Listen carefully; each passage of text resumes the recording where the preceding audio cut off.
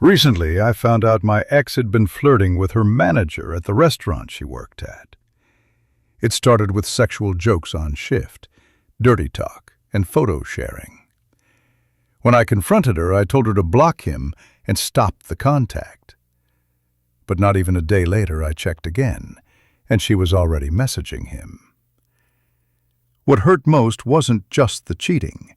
It was seeing her laugh about it, calling me a doormat, and saying she'd reach out to him when we were done.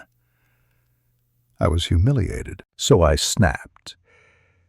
I posted the screenshots of their messages to her Instagram and Snapchat stories, since I still had access.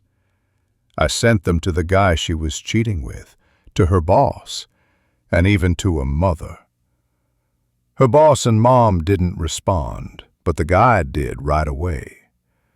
She called to apologize, but the damage was already done. I told her exactly what I'd done and hung up.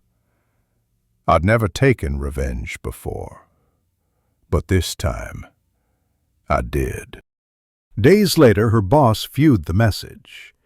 No reply, but she knew. My ex still had her job, trying to do damage control for my posts. She texted me again, saying I was petty, that only someone like you would do that. We argued, harsh words, name-calling, then silence. I decided to seek therapy, to focus on myself. I realized she never really wanted me, and I deserved better. I later contacted the restaurant owner, showing him proof, messages sent during work hours. He said he couldn't interfere in personal matters. It's an at-will employment state, so legally she kept her job.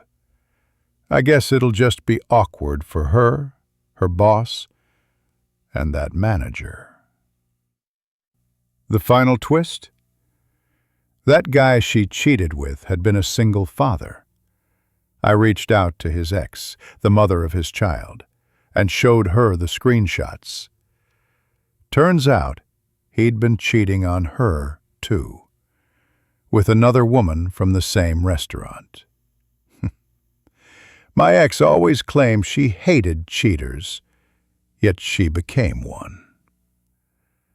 Guess some lessons only come the hard way.